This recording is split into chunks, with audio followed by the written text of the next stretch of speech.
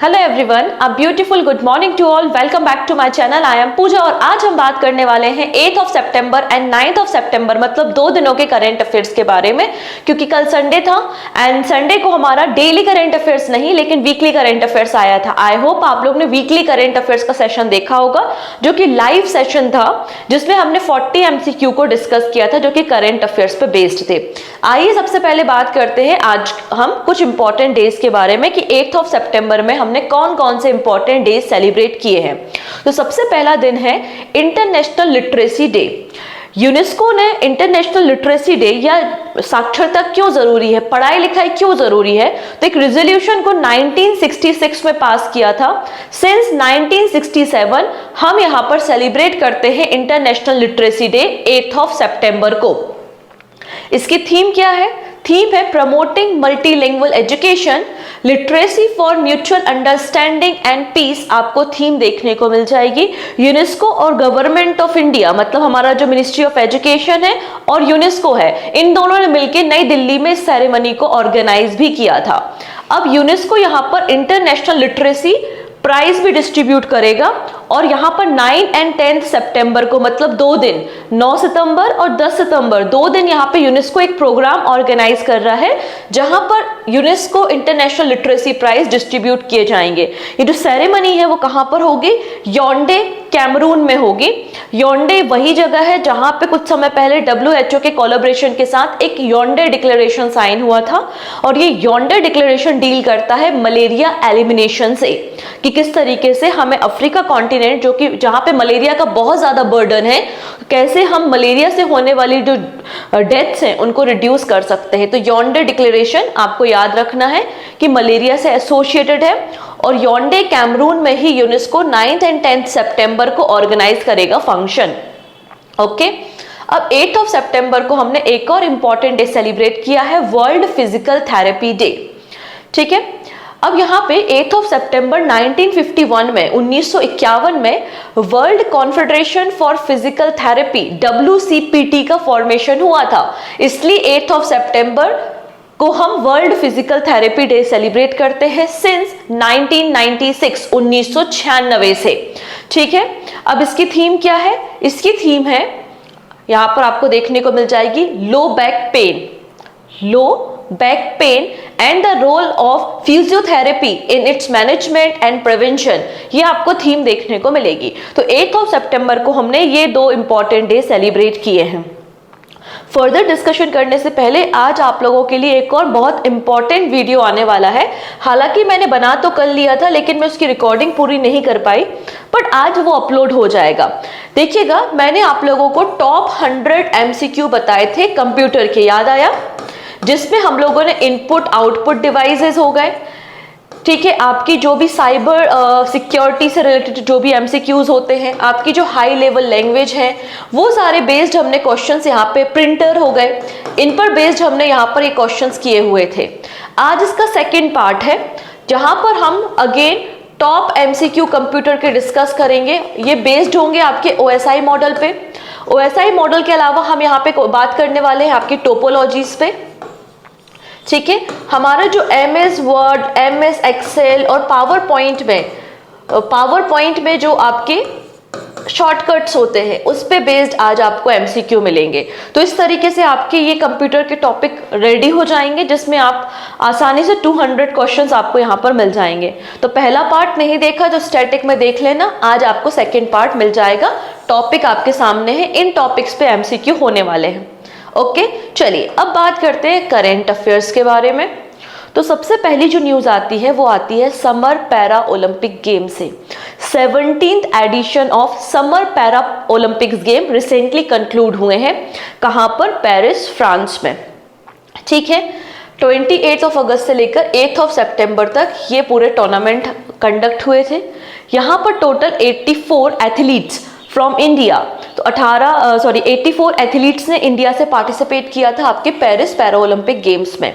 अब बात करते हैं हम फ्लैग बेयरर के बारे में, ओपनिंग एंड क्लोजिंग सेरेमनी में। ओपनिंग सेरेमनी में हम सभी को पता है कि सुमित अंतिल, जो कि जेवलिन स्टार है, जेवलिन थ्रो से एसोसिएटेड है, एंड भाग्यश्री जाधव, जिनका संबंध है शॉर्ट पुट से, ये दोनों हमारे एथलीट फ्लैग बेयरर थे ओपनिंग सेरेमनी में। नाउ बात करते हैं क्लोजिंग सेरेमनी। सो क्लोजिंग सेरेमनी में प्रीति पाल, याद आया हमने ड्यूरिंग द इवेंट कई बार प्रीति पाल का नाम डिस्कस किया है। 200 मीटर रेस में हमने इनके बारे में बात की है, 100 मीटर रेस में भी हमने इनके ऊपर डिस्कशन किया है। तो प्रीति पाल एंड हरविंदर सिंह जो कि आर्चरी से एसोसिएटेड है, इन दोनों पर्सन को फ्लैग बियरर क्लोजिंग सेरेमनी में बनाया गया था। ठीक है, ना बात करते हैं about the medal tally. So medal tally में इंडिया 18th पोजीशन पे है। मेडल टैली में इंडिया 18th पोजीशन पे है और इंडिया को टोटल कितने मेडल्स मिले हैं? तो इंडिया को टोटल यहाँ पर 29 मेडल्स मिले हैं। ठीक है, कितने कितने? 7 गोल्ड मेडल है, ये आपको याद रखना है। 7 गोल्ड है, 9 सिल्वर मेडल है एंड 13 ब्रोंज मेडल है। मैंने एक लिस्ट भी बनाई हुई है, आई थिंक ये देखिए, यहाँ पे आप देख सकते हैं कि इंडिया 18th पोजीशन पे है। इंडिया को टोटल 29 मेडल मिले हैं, जिसमें से 7 आपके gold medal, 9 silver medal and 13 bronze medal है। तो 7, 9, 13 सारे के सारे आपके ऑड नंबर्स हैं। 7, 9, 13 ये आपको याद रखना है। ठीक है, 7, 9, 13 टोटल 29 एंड मेडल टैली में हम 18th पोजीशन पे हैं। टॉप पर कौन है? तो टॉप पर चाइना है। चाइना के पास 94 गोल्ड मेडल है और टोटल मेडल इनके 220 हैं। सेकंड नंबर पे ब्रिटेन एंड थर्ड नंबर पे अमेरिका। तो चाइना, यूके और यूएसए, ये आपको टॉप 3 कंट्रीज देखने को मिल जाएंगी मेडल टैली में। यही बात यहाँ पर मेंशन की गई है। ठीक है, जैसा कि आप यहाँ पर देख पा रहे हो कि 18th पोजीशन पे इंडिया है 7 गोल्ड मेडल के साथ और चाइना टॉप कर रहा है विथ 94 मेडल्स। ठीक है, इंडिया को 7 गोल्ड मेडल मिले हैं, 9 सिल्वर और 13 ब्रोंज मेडल यहाँ पर मिले हैं और ये अभी तक का बेस्ट परफॉर्मेंस रहा है इंडिया का पेरिस पैरा ओलंपिक गेम्स में। ठीक है, अब इसके अलावा चाइना, जैसे कि मैंने कहा, 220 मेडल के साथ टॉप पर है। सेकंड नंबर पे ब्रिटेन है, थर्ड नंबर पे यूएसए आपको देखने को मिल जाएगा। इंडिया के जो पैरा एथलीट थे उन्होंने पहली बार 3 नए स्पोर्ट्स में पार्टिसिपेट किया था, para cycling, para rowing and the blind judo. तो इन 3 नई कैटेगरीज में पहली बार इंडिया के एथलीट्स ने पार्टिसिपेट किया था।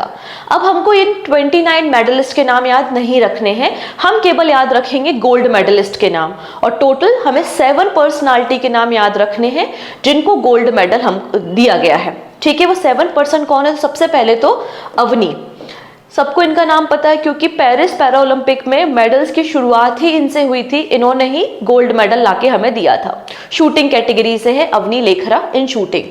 अगला नाम आता है नीतीश कुमार का। नीतीश कुमार एसोसिएटेड है बैडमिंटन से।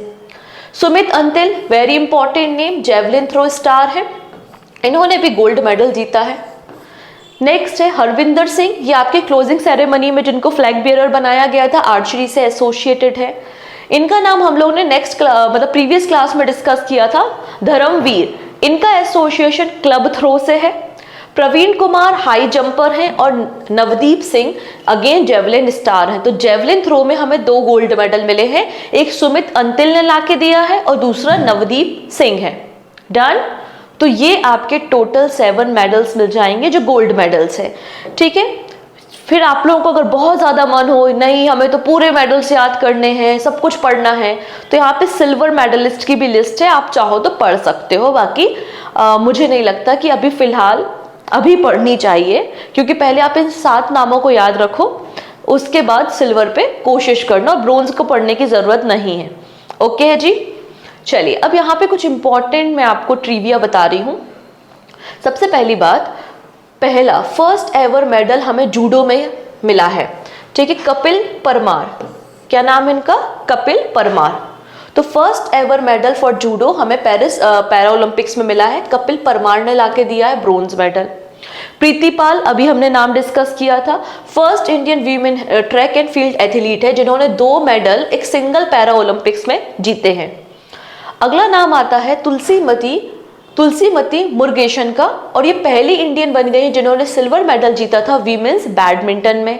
ओके, सुहास यतिराज, इनका नाम हम लोगों ने पहले भी डिस्कशन किया है।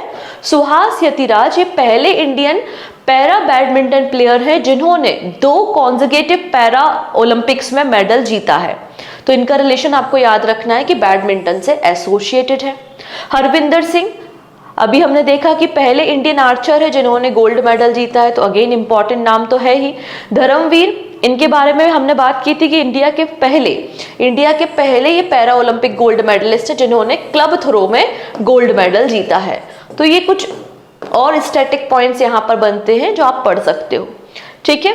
तो आप चाहो तो स्क्रीनशॉट भी ले सकते हो, अदरवाइज मैं सजेस्ट करूंगी पीडीएफ डाउनलोड कर लेना। ये टेलीग्राम चैनल है पूजा जैन CA 247, यहाँ से आप इजीली फ्री ऑफ कॉस्ट आज के क्लास की पीडीएफ को डाउनलोड कर सकते हैं। इसके अलावा आप एप्लीकेशन पे भी विजिट कर सकते हो, सिंपली ना प्ले स्टोर पे जाके सर्च करना पूजा जैन क्लासेस। तो एप्लीकेशन पे जब आप विजिट करेंगे तो तब आपको वहाँ पर भी, जैसे कि कल वीकली करंट अफेयर्स हुआ था, ये डेली करंट अफेयर्स है, इन सब की पीडीएफ आपको वहाँ पर अवेलेबल होती है, आप इजिली डाउनलोड करके नोट्स बना सकते हो। ओके, इसके अलावा एक और इम्पॉर्टेंट अनाउंसमेंट है कि अगस्त मंथ की मंथली मैगजीन लॉन्च हो चुकी है, जिसमें ये सभी टॉपिक कवर किए हैं विथ टॉप 200 MCQs। इसका सैंपल भी मैंने अपलोड किया है एप्लीकेशन पे, और कंप्लीट आपकी मंथली मैगजीन तो है ही, तो आप बिल्कुल इसको परचेज कर सकते हैं और इसमें पूरा का पूरा ओवरऑल कवरेज आपको यहाँ पर मिल जाएगा, ठीक है, विथ 200 MCQs। चलिए अब बात करते हैं यहाँ पे हम ग्रैंड स्लैम के बारे में। रिसेंटली US ओपन, सबसे लास्ट में अगर हम चारों ग्रैंड स्लैम में बात करें तो चारों ग्रैंड स्लैम में सबसे लास्ट में कौन से होते हैं? US ओपन होता है। तो US ओपन सितंबर के मंथ में होता है और रिसेंटली कंक्लूड हुआ है। तो हमारे लिए इंपॉर्टेंट है men single and women single, ठीक है। सबसे पहला नाम आता है अरियाना सबलेंका का, जो कि बेलारूस की एक प्रोफेशनल टेनिस प्लेयर है। तो अरियाना सबलेंका ने डिफीट किया है जेसिका पेगोला को और US ओपन वीमेन सिंगल का टाइटल इन्होंने अपने नाम किया है। ये US ओपन कहाँ हुआ था? न्यूयॉर्क में हुआ था। अगला नाम आता है जैनिक सिनर का। तो जैनिक सिनर जो है एक प्रोफेशनल टेनिस प्लेयर है और इटली से बिलोंग करते हैं। और जैनिक सिनर ने बीट किसको किया है? टेलर फ्रिट्ज को, ठीक है। टेलर फ्रिट्ज को इन्होंने बीट करके मेन सिंगल का टाइटल जीता है। तो US open men single and women single याद रखना है। मेन सिंगल का टाइटल जीता है जैनिक सिनर ने और वीमेन सिंगल का टाइटल जीता है अरियाना सबलेंका ने। जैसा कि मैंने कहा 4 ग्रैंड स्लैम होते हैं। सबसे पहले कौन सा होता है? ऑस्ट्रेलियन ओपन होता है। समटाइम देखा गया एग्जाम में इसका सीक्वेंस भी पूछ लिया जाता है, राइट। तो थोड़ा सा याद रखेंगे। सबसे पहले क्या होता है? अल्फाबेटिकल ऑर्डर है, जैसे कि ABCD होता है, A के बाद आप देखोगे F है, फिर W है, फिर U है। इसी सीक्वेंस में ये ग्रैंड स्लैम होते हैं। तो सबसे पहले ऑस्ट्रेलियन ओपन होता है जो कि हार्ट कोर्ट में होता है जनवरी मंथ में। फिर फ्रेंच ओपन होता है जिसको हम रोलैंड गैरोस भी कहते हैं, ये क्ले कोर्ट में होता है और मई और जून के बीच में होता है। विंबलडन सबसे पुराना, इन चारों ग्रैंड स्लैम में ओल्डेस्ट ग्रैंड स्लैम कौन सा है? विंबलडन है। इसको UK ओपन भी समटाइम बोल दिया जाता है। ये ग्रास कोर्ट में जून जुलाई में होता है। और लास्ट में होता है US ओपन जो कि अगस्त सितंबर में होता है हार्ट कोर्ट में, ठीक है। तो ये आपको चारों ग्रैंड स्लैम याद रखने हैं। तो इनके विजेता भी पता होने चाहिए, कौन कौन जीता है, विनर। तो सबसे पहले अगर हम बात करें विंबलडन ओपन के बारे में, सो आपको यहाँ पे मिल जाएगा कि विंबलडन ओपन का मेन सिंगल का टाइटल कार्लोस अल्कराज ने जीता है, जो कि स्पेन के प्रोफेशनल टेनिस प्लेयर हैं, और नोवाक जोकोविच जो कि सर्बिया के हैं उनको डिफीट किया था। वही वीमेन सिंगल का टाइटल किसने जीता है? For the first time. ये न्यूज अपने आप में इंपॉर्टेंट है, मैंने पहले भी डिस्कस की है। वीमेन सिंगल का टाइटल बारबोरा क्रेजिकोवा ने जीता है, जो कि चेक रिपब्लिक की प्रोफेशनल टेनिस प्लेयर हैं। नेक्स्ट आता है फ्रेंच ओपन। तो फ्रेंच ओपन अगेन देखिए कार्लोस अल्कराज ने जीता है अलेक्जेंडर ज़ेवरेव को डिफीट करके। और वीमेन सिंगल का title very important, world number 1 अभी जो वीमेन्स कैटेगरी में टेबल टेनिस प्लेयर है उनका नाम है ईगा स्विटेक और ये पोलैंड की हैं। इन्होंने वीमेन सिंगल का टाइटल फ्रेंच ओपन में जीता है। अगर हम ऑस्ट्रेलियन ओपन के बारे में बात करेंगे तो ऑस्ट्रेलियन ओपन जैनिक सिनर ने जीता था, जो कि इटली से बिलोंग करते हैं।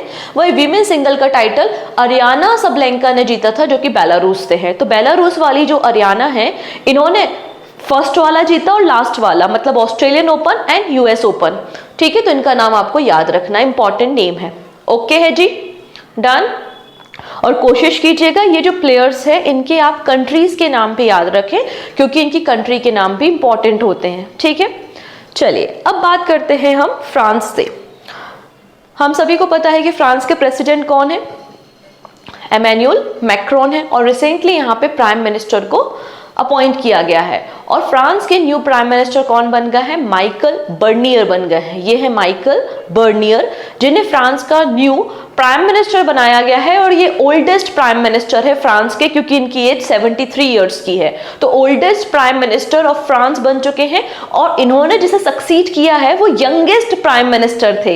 इन्होंने सक्सीड किया है गैब्रियल एटेल को, जो कि यंगेस्ट प्राइम मिनिस्टर थे फ्रांस के, और ये ओल्डेस्ट प्राइम मिनिस्टर बन गए हैं। तो ये आपको याद रखना है। Done.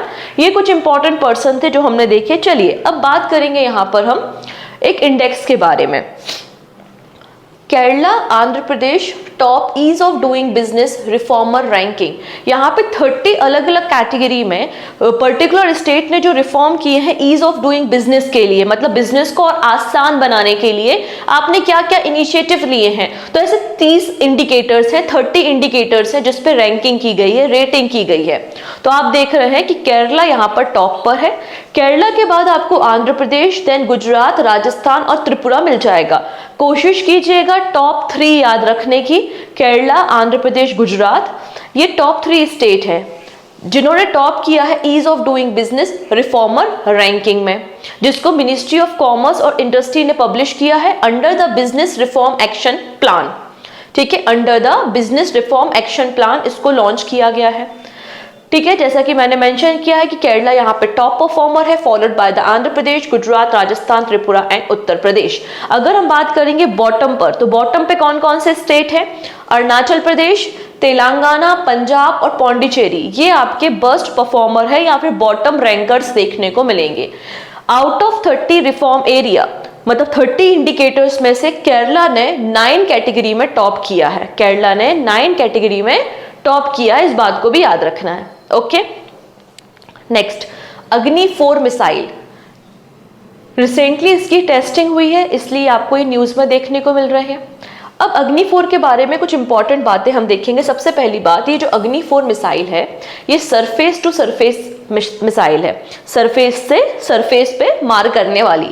So Agni 4 a surface to surface missile, जिसको डेवलप किसने किया है? DRDO, defence research and development organisation, was successfully tested from the integrated test range Chandipur, Odisha से इसकी टेस्टिंग की गई है।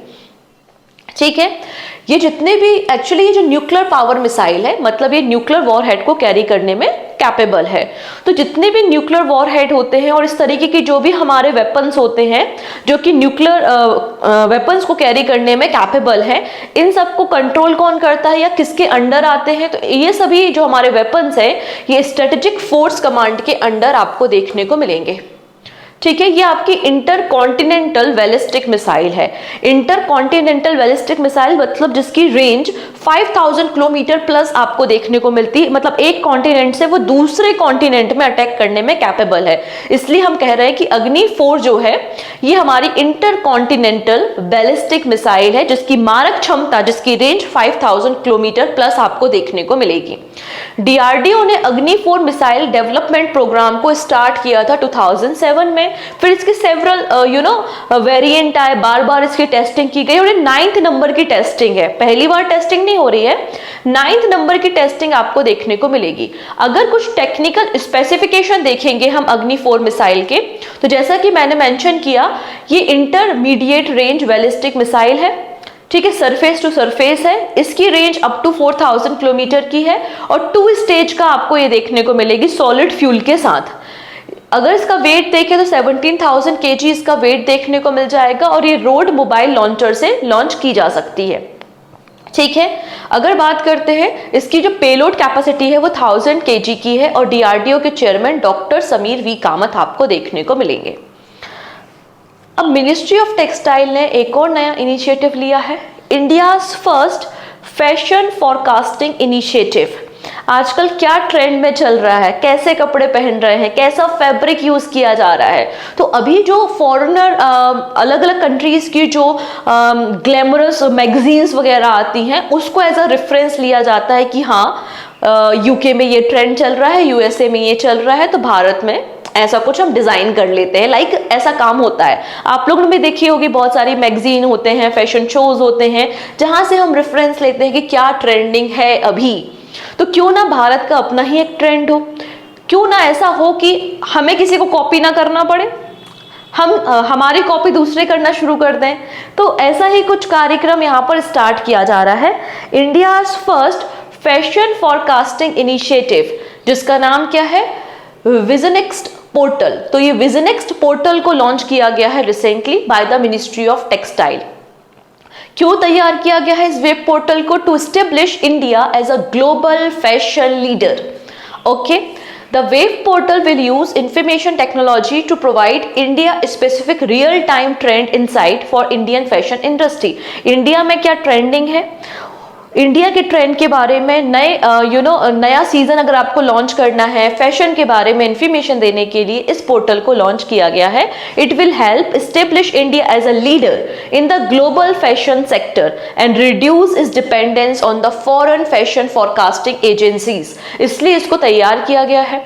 आप देखेंगे गिरिराज सिंह जो कि यूनियन मिनिस्टर ऑफ टेक्सटाइल है, इन्होंने इस पोर्टल को नई दिल्ली में एक फंक्शन में लॉन्च किया है। इसके अलावा इन्होंने एक फैशन ट्रेंड बुक को भी लॉन्च किया है। ठीक है, तो Giriraj Singh also launch the India specific fashion trend book, जिसका नाम है परिधि 24x25। ओके, ये परिधि भी लॉन्च की गई है बाय द गिरिराज सिंह।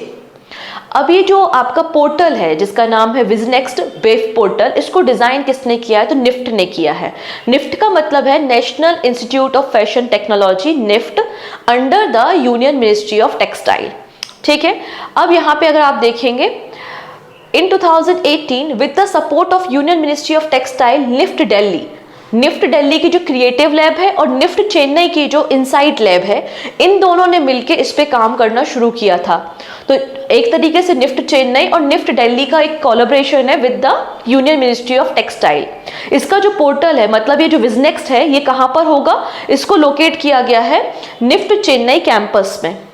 ठीक है, बहुत ही शानदार सा कैंपस है ये निफ्ट चेन्नई कैंपस। ओके, चलिए अब बात कर लेते हैं विजनेक्स्ट के बारे में और आपकी परिधि के बारे में। तो विजनेक्स्ट, जैसे कि मैंने मेंशन किया, एक पोर्टल है जिसमें आर्टिफिशियल इंटेलिजेंस और इमोशनल इंटेलिजेंस को मर्ज करके, कंबाइन करके जनरेट किया गया है फैशन ट्रेंड, जो कि इंडिया के ट्रेडिशनल कल्चर को शोकेस करता है।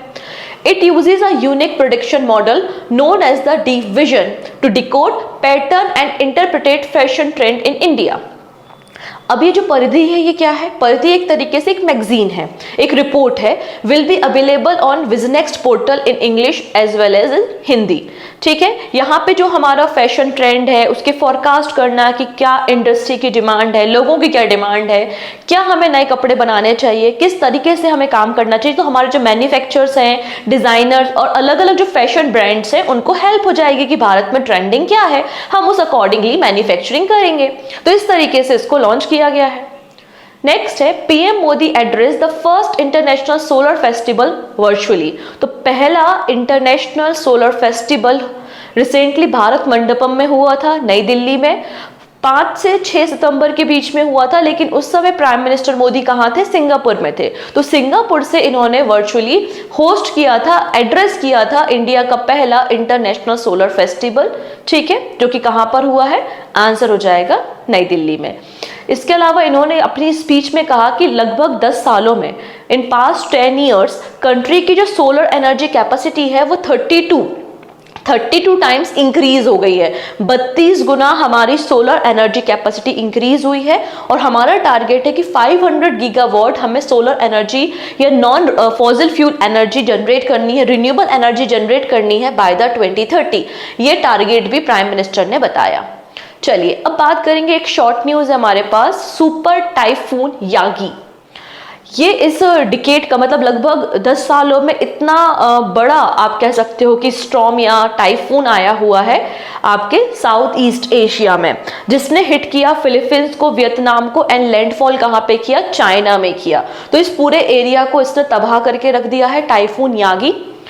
Super typhoon Yagi the most powerful storm to hit Asia in over a decade. और कई सारी जगहों पे इसने डैमेज किया है, कई सारे लोगों की जान भी चली गई है। ठीक है, इस पूरे एरिया में आपको यागी देखने को मिल जाएगा।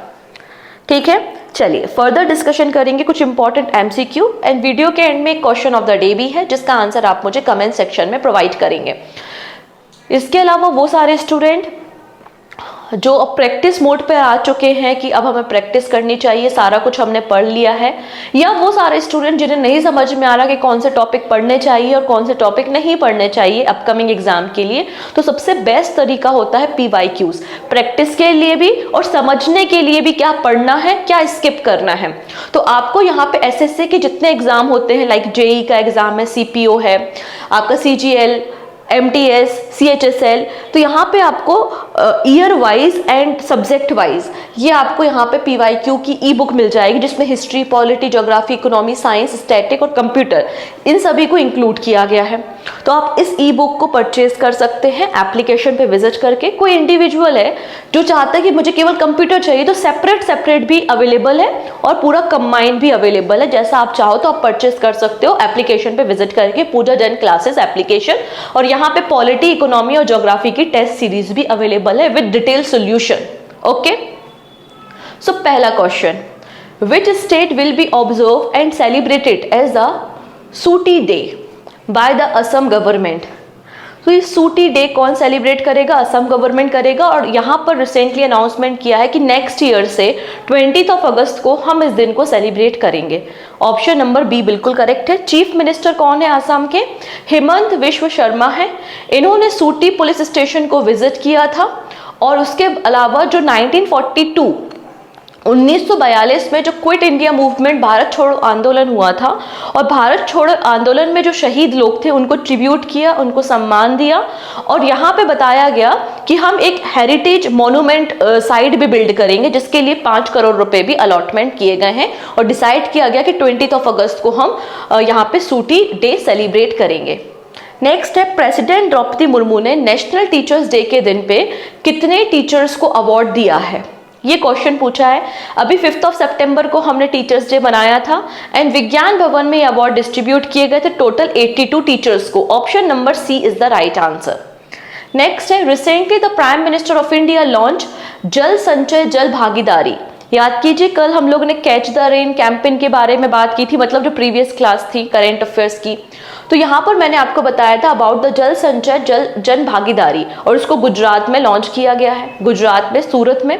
ठीक है, इस प्रोग्राम के अंदर लगभग 24,800 रेन वाटर हार्वेस्टिंग स्ट्रक्चर को बनाया जाएगा।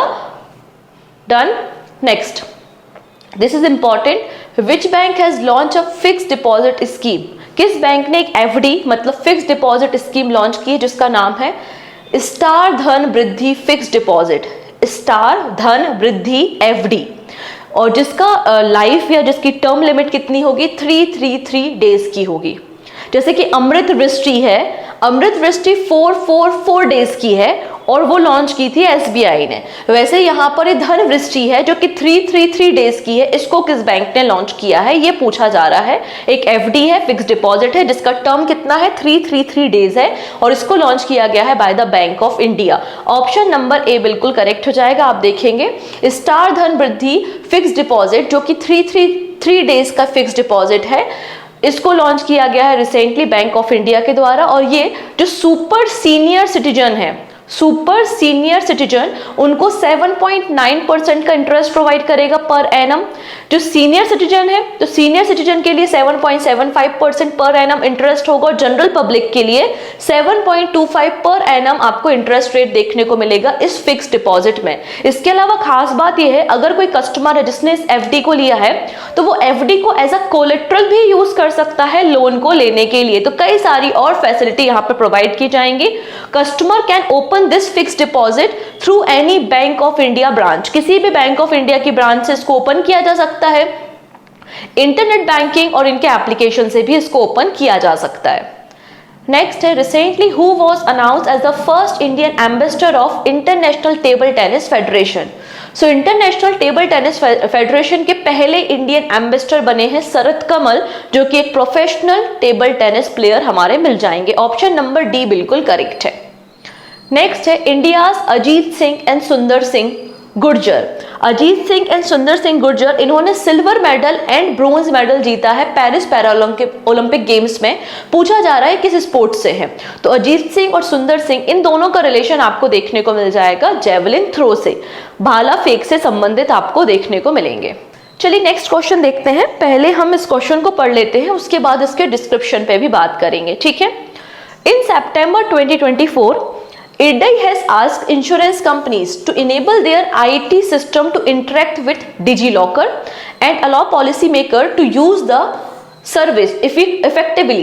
Which among the following statement are correct in the context of the same? अब यहाँ पे क्या हुआ है, IRDAI ने जितने भी लाइफ इंश्योरेंस कंपनीज हैं उनको बोला है कि सबसे पहली चीज तो आप एक काम कीजिए, अपना जो IT सिस्टम है उसको कनेक्ट कीजिए डिजी लॉकर के साथ। आपके जो भी पॉलिसी होल्डर्स हैं आपको फ्री ऑफ कॉस्ट 30 डेज का लुक पीरियड देना पड़ेगा, क्योंकि ऐसा होता है ना, अगर आपने कभी पॉलिसीज को देखे होंगे, चाहे वो लाइफ इंश्योरेंस हो या जनरल इंश्योरेंस हो, कितनी सारी टर्म्स एंड कंडीशन होती हैं, कुछ चीजें बहुत हिडन होती हैं जिसका मीनिंग भी हम नहीं समझ पाते, और ऐसे में क्या होता है, प्रॉब्लम होती है इंश्योरेंस को क्लेम करने के लिए। तो यहाँ पे 30 डेज का look period free of cost provide किया जाएगा लाइफ इंश्योरेंस और जनरल इंश्योरेंस के लिए, जिससे जो भी पॉलिसी होल्डर है, जो भी कस्टमर है, वो आसानी से इस पूरी पॉलिसी को रिव्यू कर पाए, पढ़ पाए और उसके हिसाब से अपना फैसला ले पाए। पहली चीज तो ये कही है। दूसरी बात ये कही है कि जो आपके सर्विस प्रोवाइडर है, जहां से आप पॉलिसीज को परचेस कर रहे हो, तो वो सारे फीचर्स पॉलिसी होल्डर को एक्सप्लेन करें। इसके अलावा जो भी फीचर्स है, बेनिफिट्स है और क्या इसमें इंक्लूड है, क्या एक्सक्लूड किया गया, वो सारी चीजों को आप यहाँ पे हाईलाइट भी करें। तो ये सारी चीजें यहाँ पर IRDAI ने एक सर्कुलर में पास की हैं, इसलिए आपको ये पूरा मामला न्यूज में देखने को मिल रहा है। तो 3 स्टेटमेंट है, करेक्ट पूछा है। क्या लिखते हैं पहला, according to the circular only general insurance are mandatory to provide an essential summary for important information. तो यहाँ पर ये केवल जनरल इंश्योरेंस के लिए नहीं है, ये आपके लाइफ के लिए भी है। तो पहला स्टेटमेंट रॉन्ग है, ठीक है। Insurer have to provide a customer information sheet for all insurance segment outlining the key policy feature, benefit and the exclusion. ये स्टेटमेंट बिल्कुल सही है। Both life and general insurance will give policy holder 20 days free look period to review the term and condition of the policy. तो 20 नहीं 30 days का यहाँ पे आपको फ्री लुक पीरियड देखने को मिलेगा। तो पूछा क्या था, कितने करेक्ट है, तो केवल एक करेक्ट है और 2 आपके इनकरेक्ट स्टेटमेंट है। तो आंसर हो जाएगा आपका बी। यही सारी बातें जो मैंने आपको एक्सप्लेन की है वो यहाँ पर मेंशन है, आप इनको पढ़ सकते हो, ठीक है, इतनी चीजें। चलिए नेक्स्ट क्वेश्चन की तरफ बात करेंगे। लीजेंड लुइस अयाला पास्ड अवे, जो कि चिली से बिलोंग करते थे। ये किस फील्ड से एसोसिएटेड थे? एक स्पोर्ट पर्सन थे और इनका रिलेशन टेनिस से था। किस गेम से थे? Tennis. Option number C is the right answer. Next है, विजनेक्स वेव पोर्टल किसने लॉन्च किया है? तो मिनिस्ट्री ऑफ टेक्सटाइल ने रिसेंटली इस पोर्टल को लॉन्च किया है। Option B. And this is your question of the day, जिसका आंसर आप मुझे कमेंट सेक्शन में बताएंगे। इंपॉर्टेंट क्वेश्चन है, ठीक है, इसका आंसर आप हमें कमेंट सेक्शन में बता सकते हैं। डन। आज के लिए इतना ही, बाकी सारी बातें हम नेक्स्ट वीडियो में डिस्कस करेंगे। तो जाते जाते प्लीज लिंक को शेयर करके जाएंगे। सेशन पसंद आता है तो लाइक बटन पे क्लिक कर देंगे, और पहली बार आ रहे हैं तो चैनल को सब्सक्राइब कर लेंगे, जिससे अपकमिंग क्लासेस के नोटिफिकेशन आपको मिल सके। So thank you so much, take care and bye bye.